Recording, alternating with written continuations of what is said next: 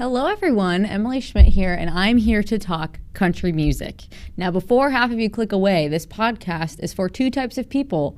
Those of you who do like country music, and those of you who don't but are curious to learn more. In today's episode, we will be discussing the distinct sound of the guitar in 90s country music.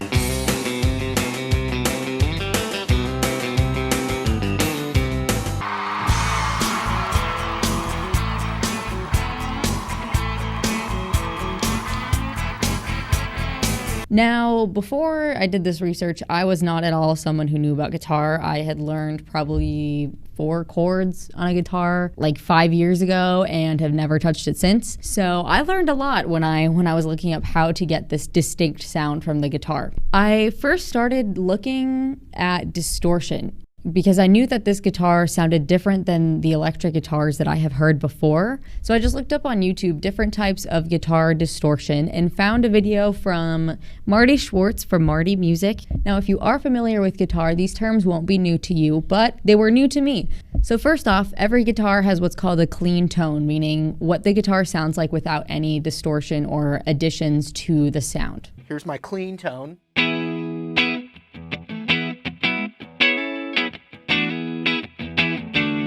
Now, the first level of distortion is called overdrive, meaning the sound is amplified just enough to where the sound waves start to peak, meaning you hear that really scratchy kind of blown out sound in the microphone like this. Here's what that sounds like.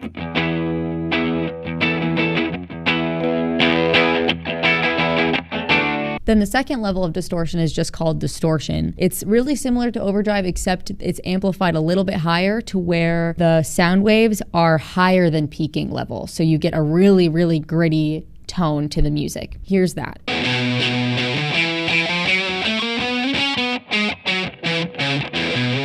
And finally, there's fuzz, which is, again, just more amplified than distortion. But this time, the sound waves actually are so amplified, if you look at the sound waves in editing software, they will cut off at a square because the tip of the sound wave is just way too high. Like this. So all of the waves just look like this. And that sounds like this.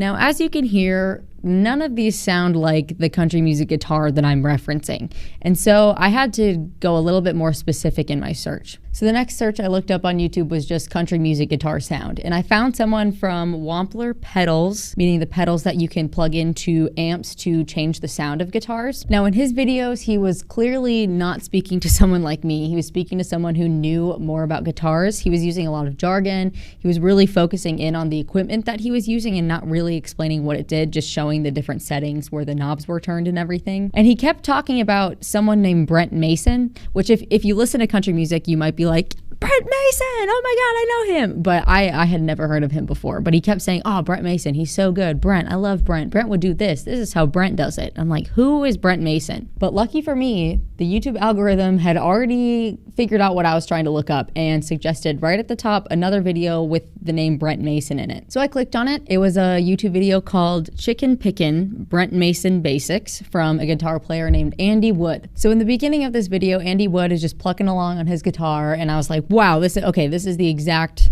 sound that I'm looking for. And then he said that he was playing with basically a clean tone, a little bit of overdrive, and I was like, whoa, what? This is just what naturally happens from this guitar? You don't have to do anything to it to get it to sound like this? What the heck? And then he said he was playing on a Telecaster, which again, if you know anything about guitars, you're probably like, oh, of course that makes sense. But I had never heard of a Telecaster before. It could have been an amp, it could have been a pedal, it could have been the guitar. I had no clue. But I did recognize the name from the previous video from the guy from Wampler Pedals. He said he was playing on a Telecaster. So at that point, I just kind of pieced it together. I'm like, oh, he's playing on a Telecaster with essentially a clean tone. That must be the name of the guitar. So I looked that up, and sure enough, Fender Telecaster, one of the first guitars that Fender made. The Telecaster was made in 1951. It has 2 pickups, meaning the little knobs on the side of the guitar that affect the way the guitar sounds. Hey everyone, different version of Emily here.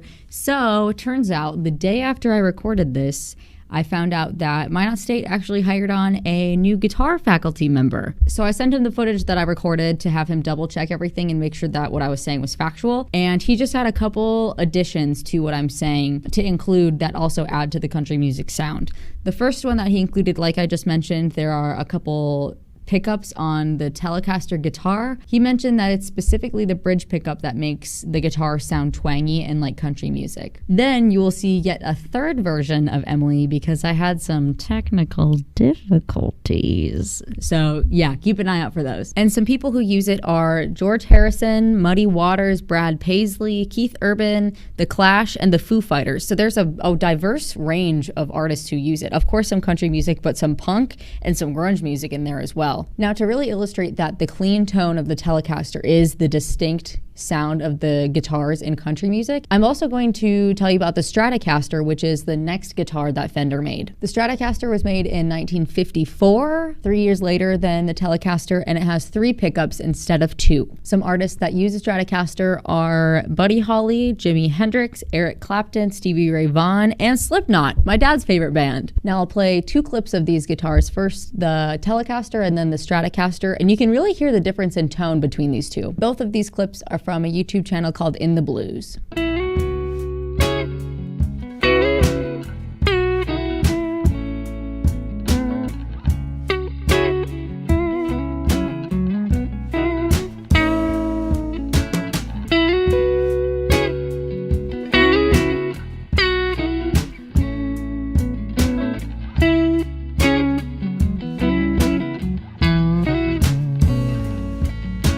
Now, to me, the Telecaster sounds a lot more muted and muffled and mellow. Whoa, alliteration there.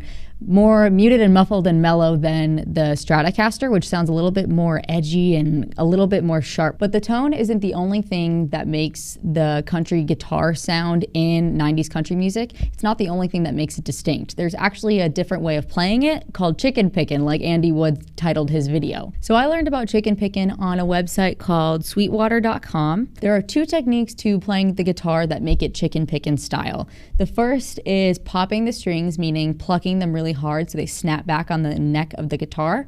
And the second is bending the strings, meaning moving them side to side so you can hear wow, wow, that kind of sound. Hey, this version of Emily again. The guitar faculty member mentioned that with this chicken pickin' style, it isn't just a clean tone that they use. They use a compressor to make the dynamics more even, because when you pluck with your thumb, it's a little bit stronger than when you pluck with your fingers. So adding that compressor makes it sound more even and less kind of mechanical. Bye. The article cites the first song exemplifying this type of style being Susie Q by Dale Hawkins, published in 1957.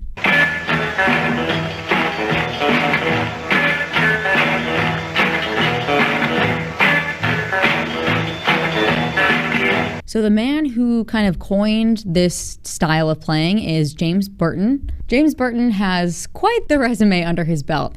He is a member of the Rock and Roll Hall of Fame, the Rockabilly Hall of Fame, and the Musicians Hall of Fame and Museum. He's also played with Elvis Presley, the Everly Brothers, Johnny Cash, Merle Haggard, John Denver, Country Roads, that song, Elvis Costello, and Roy Orbison. Another example of his chicken pickin' style that resembles more closely the style that we hear in the 1990s country music is his guitar playing on Merle Haggard's Workin' Man Blues from 1969.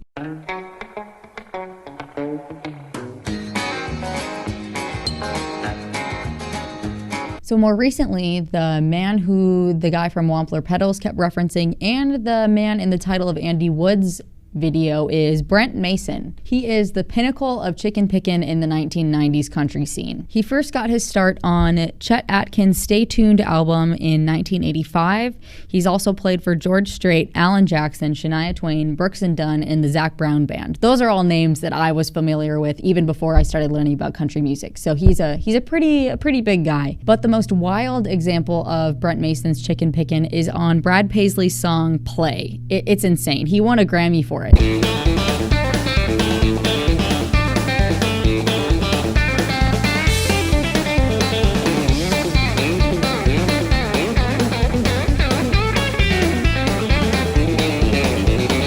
Squirrely as heck. But you can see why he won a Grammy for it, right? Like, that's insane. I can't imagine how much work he's had to put into being able to play that fast. The next time you hear your favorite 90s country song, you can pretty much bet that it's Brent Mason playing on it. But with that, there's what makes country guitar sound like country guitar. We have a clean tone on a Fender Telecaster guitar specifically, and playing in the chicken picking style. Hi, editing Emily here. I had some technical difficulties. I remember when I was recording, there was like this buzzing, whirring, whistling sound, and I was tracing where it was coming from, and I found a chord. So, naturally, I unplugged the cord and it stopped buzzing, but you guessed it, that was the microphone. So now I'm recording the end of the podcast here. But yeah, like I said, that's the end of what makes country guitar sound like country guitar. Next week, we will still be talking about the guitar, but this time a different type of guitar, the slide guitar. So stay tuned for that one, and thanks for watching this one. Bye!